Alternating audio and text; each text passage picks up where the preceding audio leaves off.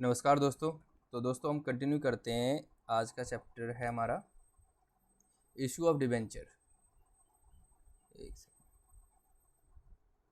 तो दोस्तों देखो, इशू ऑफ डिबेंचर, डिबेंचर क्या है? एक तरीके से कंपनी को जब पैसा चाहिए तो कंपनी जाती है लोगों के पास कि मुझे कर्ज दे दो, मुझे ना लोन दे दो। तो कंपनी के पास ऑप्शन है कि भाई वो बैंक के पास जाए, है ना, या फिर वो लोगों के पास जाए। तो जब लोगों के पास जाते हैं तो लोगों के पास या तो इक्विटी शेयर्स दे देते हैं उनको और पैसा ले लेते हैं, लेकिन इक्विटी शेयर ना देने के, हिस्सेदारी नहीं देना चाहते। और ये लोग भी कहते भी मुझे हिस्सेदारी नहीं चाहिए, मुझे तो बस एक फिक्स परसेंटेज ऑफ इंटरेस्ट चाहिए। तो वो कहते ठीक है, मैं आपको ना डिबेंचर इशू कर देता हूँ, आप मुझे पैसा दे दो। डिबेंचर एक तरीके से लेटर फॉर्म में एक एग्रीमेंट कॉपी होती है, वो दे देते हैं कि भाई चलो ये रहा तुम्हारे पास, एक लीगल एग्रीमेंट है, एक लीगल प्रूफ हो जाता है कि आप कंपनी से कभी भी पैसे मांग सकते हो इस पेपर के अगेंस्ट। तो एक ऋण पत्र या कर्जा के लिए एक पेपर दे दिया और कर्ज ले लिया कंपनी ने। तो वही है डिबेंचर। अब शेयर्स और डिबेंचर में डिफरेंस क्या है? भाई शेयर में आपको राइट मिल जाता है, ओनरशिप मिल जाती है। डिबेंचर में कोई ओनरशिप नहीं। शेयर में आपको डिविडेंड मिलता है, यहाँ पे आपको फिक्स इंटरेस्ट मिलता है। शेयर में आपको प्रॉफिट से लेना देना होता है, बट डिबेंचर में प्रॉफिट हो या नुकसान हो भैया, उसको तो इंटरेस्ट देना ही देना है। डिबेंचर के प्रकार कितने हैं, अकाउंटिंग क्या होती है इशू ऑफ डिबेंचर्स के? Issue of debenture considering the term of redemption, अगर किसी डिबेंचर को रिडम्पशन दिया जा रहा है तो क्या करें? राइटिंग ऑफ कैसे करें? डिस्काउंट और लॉस का मतलब इशू ऑन डिबेंचर भैया, हम उसको बोल रहे तू मुझे 90 रुपये दे दे, मैं तुझे 100 रुपये का पेपर दे दूंगा। मतलब पैसा लिया 90 रुपये और कर्जा हमें चुकाना है 100 रुपये, तो 10 रुपये का नुकसान हो गया इशू के टाइम पे। तो उसका कैसे राइटिंग ऑफ करना है, डिबेंचर का इंटरेस्ट क्या है, फिर समझो। तो एक छोटा सा चैप्टर है, देख लेते हैं फटाफट से।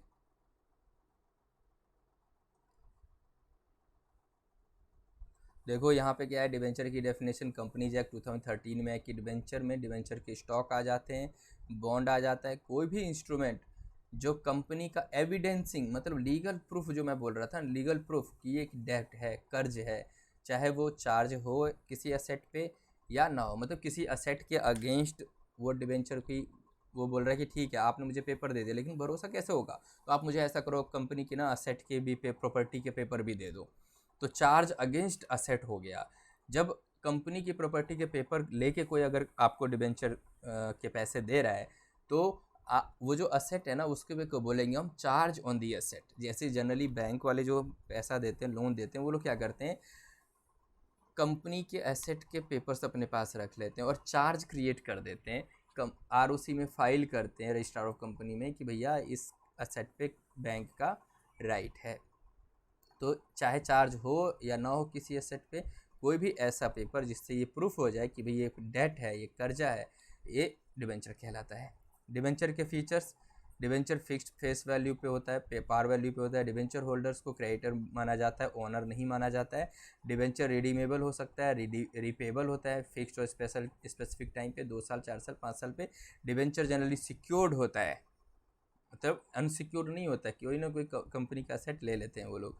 डिबेंचर रिटर्न जो है डिबेंचर का, वो इंटरेस्ट का पहले से पता होता है, प्री डिटरमाइंड होता है कि इतना परसेंट इंटरेस्ट देना है। डिबेंचर जो है वेरी रिस्की होता है कंपनी के पॉइंट ऑफ व्यू से, बट डिबेंचर होल्डर्स के पॉइंट ऑफ व्यू से रिस्की नहीं होता। भैया कंपनी को तो पैसा देना ही देना है डिबेंचर का, लेकिन डिबेंचर होल्डर को तो कोई रिस्क ही नहीं है, उसको तो पैसा मिलना ही मिलना है। तो कंपनी का पॉइंट ऑफ व्यू से रिस्की है, लेकिन डिबेंचर होल्डर, जैसे आपने कंपनी ने अगर किसी को डिबेंचर दे दिया तो उसके पॉइंट पे तो कोई रिस्क रहा नहीं। डिबेंचर को कोई वोटिंग राइट नहीं होता, बट शेयर्स होल्डर्स को वोटिंग राइट होते हैं।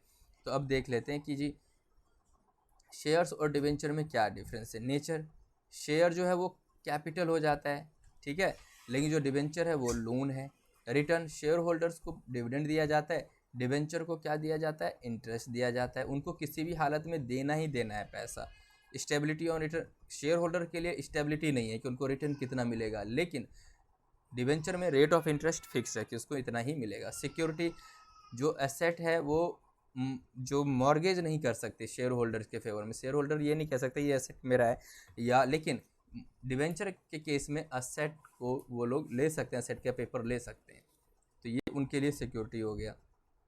क्लेम, शेयर होल्डर जो है वो क्लेम करेगा एक्यूमुलेटेड प्रॉफिट पे, अगर कोई इकट्ठा किया हुआ पैसा बच गया कंपनी के अंदर।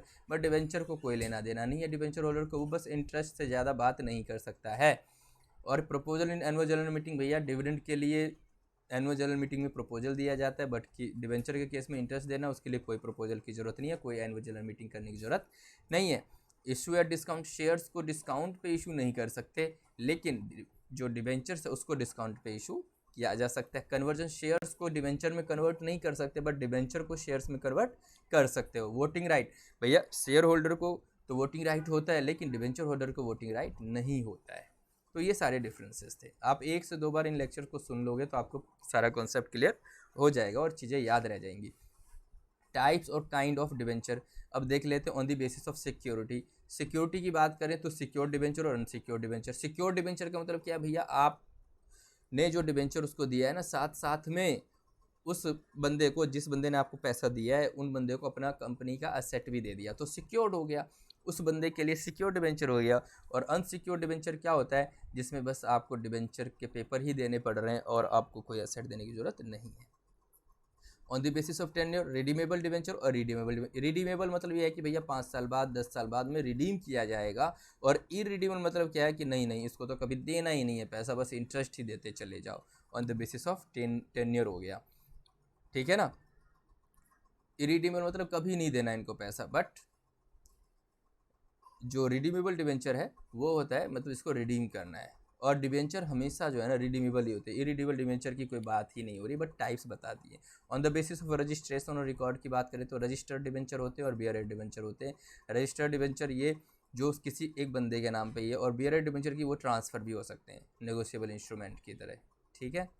बियरेड, अगर आपको बियरेड चेक दे देता है ना कि भैया, तो वो चेक कोई भी जाके कैश करा सकता है, क्योंकि अकाउंट पे ही तो है नहीं ना, उस पर तो सेल्फ बस लिख दिया है और अपना नाम दे, वो सेल्फ चेक अगर आपको मिल जाता है तो बियरेड चेक ही तो हो गया वो।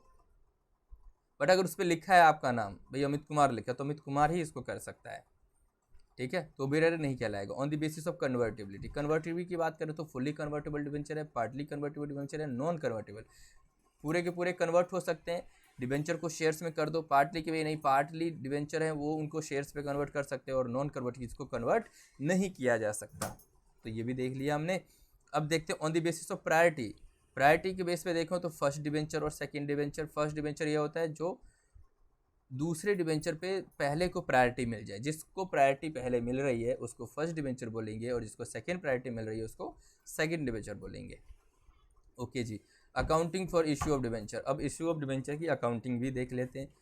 Under writing and brokerage. Underwriting and brokerage का मतलब क्या है, देखो कंपनी को हमेशा डर लगा रहता है कि मैं डिबेंचर इशू करूं और कोई लोग आए ही नहीं लेने के लिए, तो वो लोग क्या करते हैं, ऐसी बड़ी बड़ी फाइनेंशियल इंस्टीट्यूशन से कॉन्टैक्ट करते हैं, बैंक से कॉन्टैक्ट करते हैं कि भैया ऐसा है, देखो तुम हमारे सारे के सारे डिबेंचर खरीद लो और तुम बेचते रहना आगे, ठीक है। तो वो लोग क्या करते हैं, वो सिक्योर कर देते हैं, ठीक है तू हमें दे दे यार, हम आगे देख लेंगे।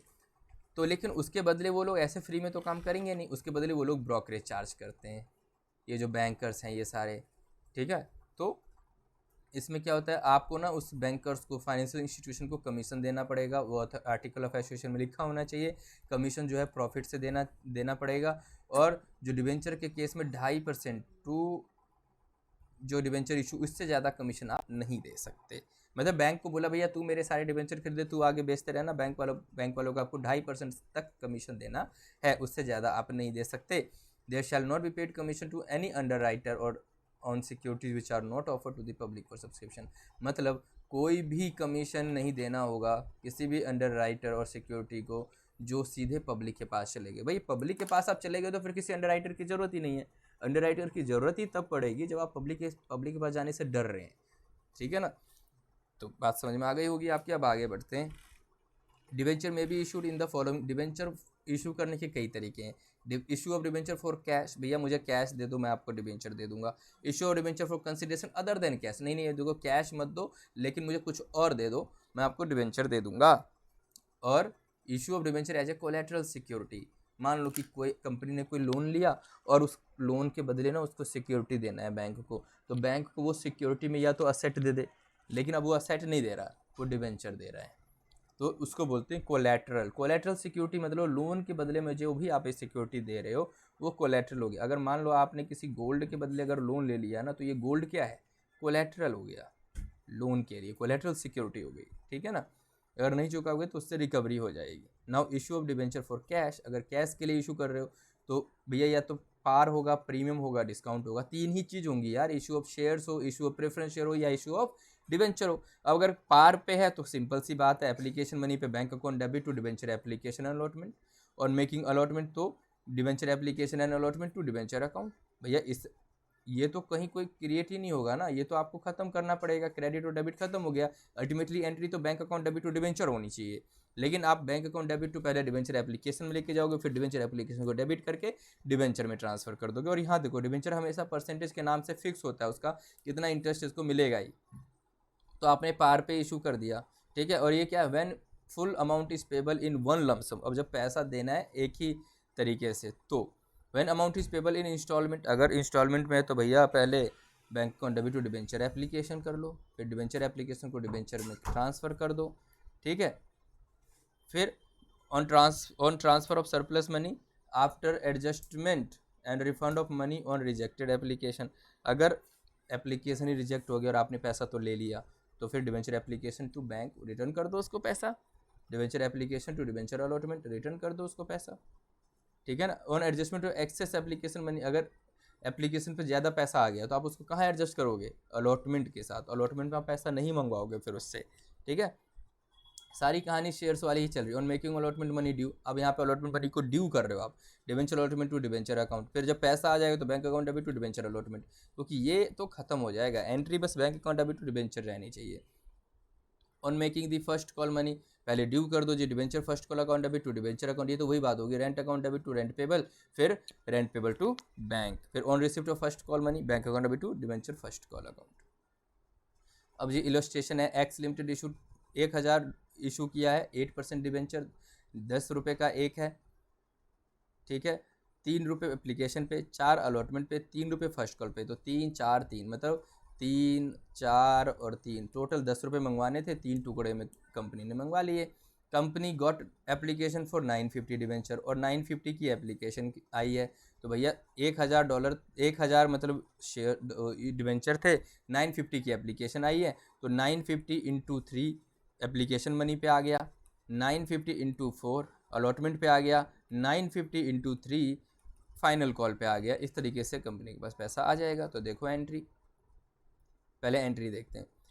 Debenture application to debenture 8% debenture, तो देखो जी 950 इंटू 3, तो ये आ गया डिबेंचर एप्लीकेशन टू डिबेंचर। अब डिबेंचर अलॉटमेंट पे आपको 950 into 4 debenture allotment to 8% debenture, और डिबेंचर फर्स्ट कॉल पे 950 इंटू 3, तो ये ड्यू की एंट्री हो गई है।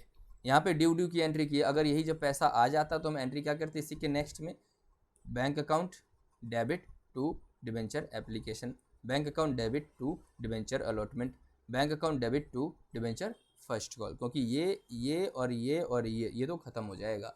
Ultimately entry bank account debit to debenture ही रहना है। ओके, चलते हैं जी। Issue of debenture for cash at premium, भैया डिबेंचर को आप प्रीमियम पे इशू कर रहे हो तो कर लो यार। 100 रुपये के डिबेंचर के बदले आप 110 ले लोगे, यही तो 10 रुपये प्रीमियम है। तो क्या उसमें कोई ज़्यादा डिफरेंस तो है नहीं। देख लेते हैं, कोई एक इलस्ट्रेशन ले लेते हैं। कंपनी ने इशू किया 1000 डिबेंचर 9% का, 10 रुपये हर एक पे प्रीमियम है, और 10% पेबल 4% पे, 7%।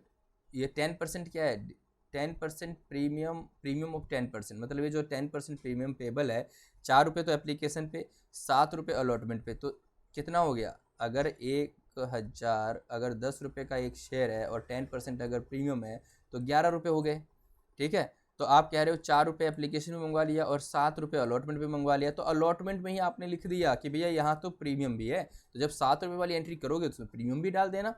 तो देखो जी, bank account debit to debenture application, आपके पास 4000 आ गए, 1000 गुने 4, फिर डिबेंचर एप्लीकेशन को कहाँ ट्रांसफ़र कर दोगे, डिबेंचर में, क्योंकि अल्टीमेटली एंट्री ये तो खत्म हो जाएगी, bank account debit to debenture हो जाएगा। ओके, अब अलॉटमेंट पे प्रीमियम है 1 रुपये का, तो डिबेंचर अलॉटमेंट को डेबिट करो, डिबेंचर को क्रेडिट करो, और सिक्योरिटी प्रीमियम को 1000 से क्रेडिट कर दो। फिर जब पैसा आ जाएगा तो bank account debit to debenture allotment में चला जाएगा, फिर ये यहाँ से ख़त्म हो जाएगा। तो सिंपल सी चीज़ें आप बना सकते हो, कोई दिक्कत वाली बात नहीं है। तो ये जो 1000 एक्स्ट्रा आया वो आपके रिजर्व एंड सरप्लस में चला जाएगा। 10,000 का आपके पास कर्जा आ गया है, और आपके पास असेट क्या आया है, कैश आ गया आपके पास, कितना 11,000। तो 2-3 एंट्री से भी बैलेंस शीट बन गई है। ठीक है, अब चलते हैं आगे। अगर आप डिबेंचर इशू कर रहे हो किस पे, डिस्काउंट पे, तो यार सिंपल सी बात है, अब आपके पास पैसा ही कम आना है, तो जो कम आ रहा है पैसा उसको आप प्रॉफिट एंड लॉस में डाल दो। तो एंट्री क्या होगी, security premium account debit, profit and loss account debit to discount on issue of debenture. तो जो डिस्काउंट हो रहा है, डिस्काउंट इशू करने पे जो आप डिस्काउंट को डेबिट करोगे, लॉस को उसको ख़त्म कर दोगे, राइट ऑफ कर दोगे। तो अब यहाँ पे एंट्री देख लेते हैं। राज लिमिटेड है, 1000 डिबेंचर है, 9% 10 पे डिस्काउंट पे, मतलब 10 रुपये का है और 10% डिस्काउंट है, तो फिर 9 रुपये का हो गया ये, तो 1 रुपये का नुकसान हो गया। तो 4 रुपये तो एप्लीकेशन देना है, 5 रुपये तो देखो 9 रुपये ही इसको मिल भी रहे हैं। तो एंट्री क्या करोगे, bank account debit to debenture, debenture application to debenture transfer कर दो। अब यहाँ पे 1000 का नुकसान हो जाएगा, तो डिबेंचर अलॉटमेंट पे तो 5000, बट देना मुझे लाइबिलिटी तो तुम्हें क्रिएट हो रही है 6000 से, लेकिन 1000 का मुझे नुकसान हो गया और पैसा मेरे पास 5000 ही आएगा बैंक अकाउंट डिबेंचर। ये जो 1000 आया है इस डिस्काउंट को फिर राइट ऑफ कर देंगे, ये बैलेंस शीट बन गया। ठीक है, वही जो राइट ऑफ कर देंगे उसी राइट ऑफ की एंट्री ये थी कि सर इस 1000 के अमाउंट को कैसे राइट ऑफ करें। तो ये रहा भाई, 1000 को यहाँ करो, सिक्योरिटी प्रीमियम का अगर पैसा है तो 500, अगर सिक्योरिटी प्रीमियम पड़ा है तो 500 से यहाँ से एडजस्ट हो जाएगा, 500 आपके P&L में चला जाएगा।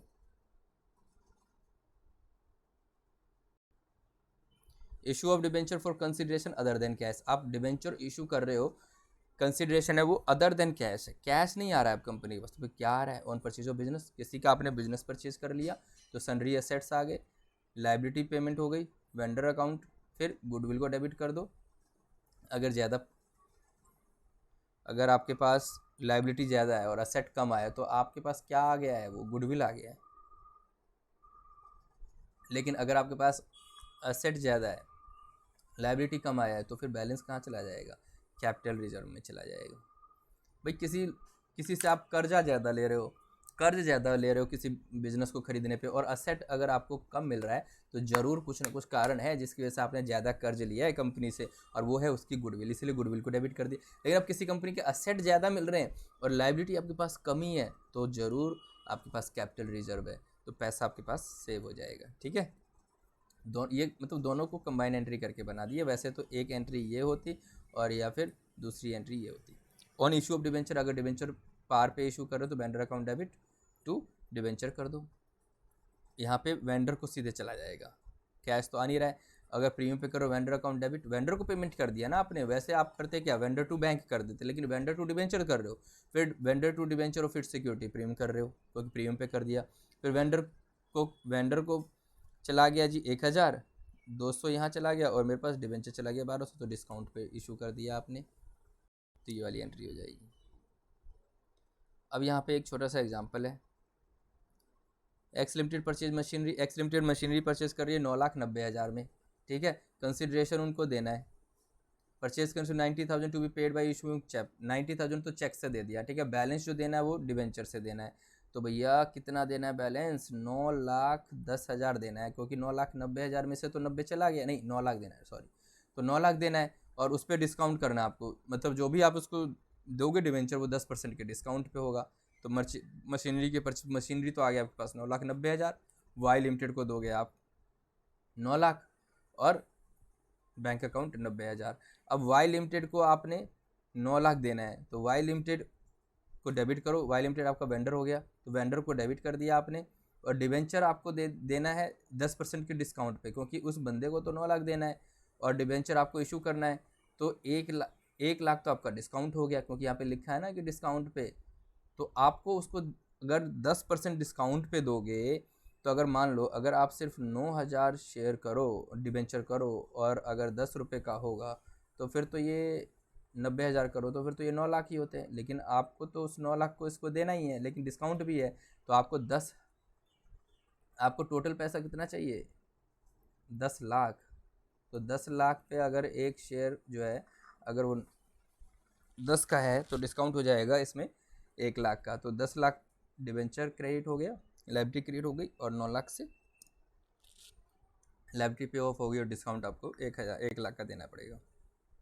अब issue of debentures at collateral security for loan, अब आप लोन ले रहे हो लेकिन दे क्या रहे हो, डिबेंचर दे रहे हो, तो लोन के बदले डिबेंचर देना जो है ना वो कोलेटरल कहलाते। लोन अकाउंट डेबिट कर दो, लोन को पे ऑफ कर दिया और डिवेंचर दे दिया, ठीक है। फिर ये तो इसको हटा दो। तो यहाँ पे है कि इन केस ऑफ डिफ़ॉल्ट, अगर कंपनी डिफ़ॉल्ट कर देती है तो लोन अकाउंट डेबिट और डिवेंचर सस्पेंस को क्रेडिट करना पड़ेगा। अब आप देखो, एक कंपनी है 10 लाख का लोन ले रही है, कंपनी के पास 10 लाख का 12% डिवेंचर है जो 4 साल बाद रिडीमेबल है। उसने 5 लाख ICICI बैंक से लोन लिया है, 7 साल बाद उसको देना है और कोलेटरल दे दिया 8 लाख का। तो bank account debit to ICICI bank loan 5 lakh तो आ गया, लेकिन कंपनी का क्या हो गया, लॉन्ग टर्म बोरोइंग हो जाएगी 15 लाख, क्योंकि 10 लाख के 12% डिवेंचर भी उसको देने पड़ रहे हैं और 5 लाख इससे बैंक आ गया, बैंक से लोन आ गया। दूसरा मेथड क्या, bank account debit to ICICI bank और debenture suspense account debit to debenture account 8 lakh का उसको दे देंगे। यही दोनों मेथड उसको वहाँ पे एक्सप्लेन किया गया था। Now issue of debentures considering the redemption, terms of redemption, issue at par redeemable at par, issue at premium redeemable at par, issue at discount redeemable at par, issue at par redeemable at premium, issue at discount redeemable at premium, issue at premium redeemable at premium। तो इसको देखते हुए हमें entry बनानी है। अब देखो, issued at par और रिडीमेबल पार्ट, अगर पार पे इशू है, पार पे रिडीमेबल, तो भैया bank account debit to debenture application allotment और डिवेंचर एप्लीकेशन टू डिवेंचर, ये इशू के टाइम की एंट्री हो जाएगी। और इशू एट प्रीमियम और रिडीमेबल एट पार, तो bank account debit to debenture application और debenture application allotment to debenture और to security premium. Issue at discount और redeemable at par, bank account debit to debenture application और debenture application discount को भी हम record कर लेंगे। मतलब पहले ही होने वाले नुकसान को हम रिकॉर्ड कर लेते हैं इशू करते टाइम ही, डिस्काउंट को रिकॉर्ड कर लेंगे to debenture. Issue at par और redeemable at premium, bank account debit to debenture application, और भैया पैसे तो आए 10, देना है 100, पैसा आया है 100 पार पे और देना है 110, तो पहले ही लॉस को रिकॉग्नाइज कर देंगे, debenture application allotment to loss और डिवेंचर को देना है 10, डिवेंचर 100 का और 10 का प्रीमियम चला जाएगा, ठीक है। इशू और डिस्काउंट और रिडीमेबल प्रीमियम, मतलब यहाँ तो डबल लॉस है, bank of debit to debenture application discount भी है, लॉस भी है, क्योंकि लॉस चुकाने वाले टाइम का लॉस अभी रिकॉर्ड कर लोगे, डिस्काउंट इशू वाला हो गया 2% डिवेंचर और 2 प्रीमियम रिडम्पशन ऑफ डिवेंचर। या फिर दूसरी entry debenture application to loss और इशू, दोनों को मिला के डिस्काउंट और लॉस को और टू डिवेंचर और टू प्रीमियम रिडम्पशन कर सकते हो आप। अब issue at premium redeemable at premium, bank account debit to debenture application allotment हो जाएगा, और अगर प्रीमियम पे ही दिया है तो भैया लॉस तो होगा नहीं, लॉस तो बस हमें प्रीमियम के चुकाने के टाइम पे होगा, तो लॉस चुकाने वाला यहाँ पे कर देंगे, डिवेंचर एप्लीकेशन डेबिट कर देंगे, लॉस को डेबिट कर देंगे to debenture to security premium, ये प्रॉफिट वाला पार्ट है सिक्योरिटी प्रीमियम, और टू प्रीमियम रिडम्पशन, ये लॉस वाला है प्रीमियम जो हमें देना है। सारा का सारा कहानी जो है ना अंडरस्टैंडिंग बेस है, आप बस ये एग्जाम्पल देखना, इसी एग्जाम्पल से सारा क्लियर हो जाएगा आपको।